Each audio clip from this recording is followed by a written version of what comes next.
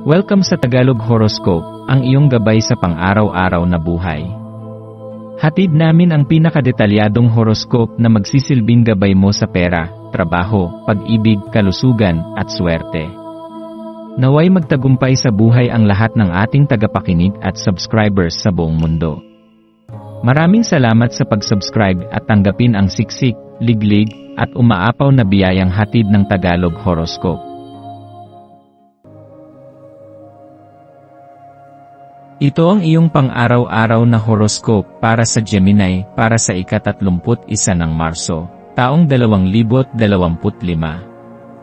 Ngayong araw, isang banayad ngunit makapangyarihang enerhiya ang bumabalot sa iyo, na nagbibigay sa iyo ng pagkakataong buksan ang iyong sarili sa mga bagong posibilidad na maaaring dumating sa iyong buhay. Ang enerhiyang ito ay parang isang banayad na simoy ng hangin na dumadampi sa iyong balat. Hindi mo ito lubos na nakikita, ngunit nararamdaman mo ang pagbabago sa iyong paligid.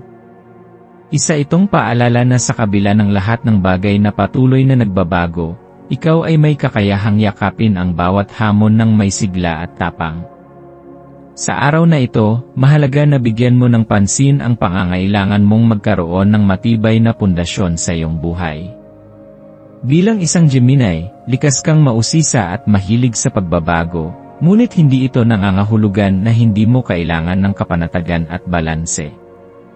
Sa halip, ito ang panahon upang pag-isipan kung paano mo maaaring pagsamahin ang iyong pagnanais para sa kalayaan at ang pangangailangan mo para sa katatagan.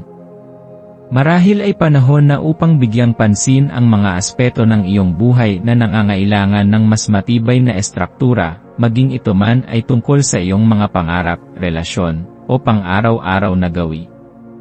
Habang dumadaloy ang iyong araw, maaaring mapansin mong may mga lumang sugat o alaala na muling sumisibol sa iyong isipan.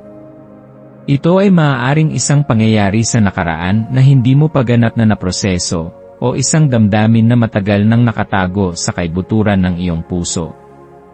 Huwag matakot na harapin ang mga emosyong ito. Sa halip, tingnan ang mga ito bilang pagkakataon upang mas maunawaan ang iyong sarili. Kapag nagkaroon ka ng lakas ng loob na kilalanin at tanggapin ang sakit ng nakaraan, mabibigyan mo ang iyong sarili ng kalayaang magpatuloy ng mas magaan at mas malinaw ang direksyon.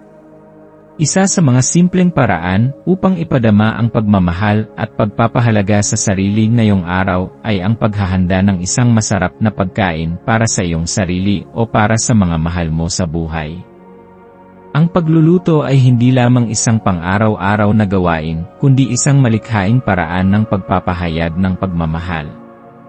Habang pinipili mo ang mga sangkap, iniisip mo rin kung paano mo ito pagsasamahin upang makalikha ng isang masarap na putahe.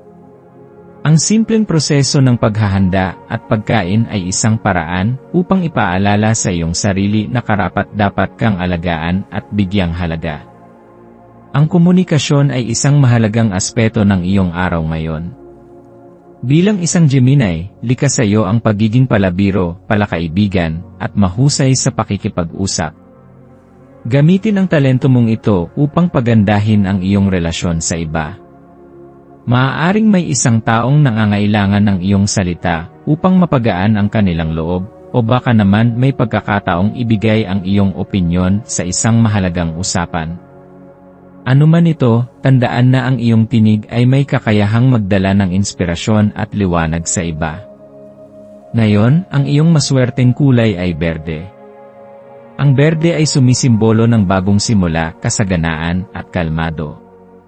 Kapag isinama mo ang kulay na ito sa iyong araw, sa pamamagitan man ng iyong pananamit o paligid, maaari nitong bigyang linaw ang iyong isipan at bigyan ka ng inspirasyon upang yakapin ang mga bagong oportunidad na darating. Ang iyong maswerteng numero ay 2, 11, at 35. Ang 2 ay sumisimbolo ng balanse at harmonya, ang 11 ay nagdadala ng espiritual na paggabay, at ang 35 ay nag-udyok ng determinasyon at pag-unlad. Maaari mong gamitin ang mga numerong ito bilang gabay sa paggawa ng mga desisyon sa araw na ito. Ang maswerteng gawain mo ngayon ay ang paggawa ng isang bagay na makakatulong sa iyong personal na pag-unlad, Maaring ito ay pagbabasa ng isang aklat na nagbibigay inspirasyon, pagsusulat ng iyong mga layunin, o pakikilahok sa isang aktibidad na nagpapalawak ng iyong kaalaman. Ano man ito, tiyakin mong ito ay isang hakbang patungo sa isang mas maliwanag na hinaharap. Sa pagtatapos ng araw, bigyan mo ang iyong sarili ng ilang sandali upang magnilay at pag-isipan ang lahat ng iyong natutunan. Mayroon bang isang bagay na nagbigay sa iyo ng inspirasyon? May natuklasan ka bang bago tungkol sa iyong sarili? Tandaan na ang bawat araw ay isang pagkakataon upang matuto at lumago. Yakapin mo ang prosesong ito ng may bukas na puso at isipan, sapagkat ito ang magdadala sa iyo sa mas mataas na antas ng pagkatao. Sa kabuuan, ito ay isang araw ng pagtuklas, pagpapalaya, at pagpapalalim ng iyong koneksyon sa iyong sarili at sa mundo. Ang buhay ay isang patuloy na paglalakbay ng pagbabago at pagkatuto, at ang pinakamagandang magagawa mo ay yakapin ito ng may pananampalataya sa iyong kakayahan at sa hinaharap na naghihintay sa iyo. Patuloy kang mangarap, patuloy kang magsikap, at patuloy mong ipahayag ang iyong tunay na liwanag.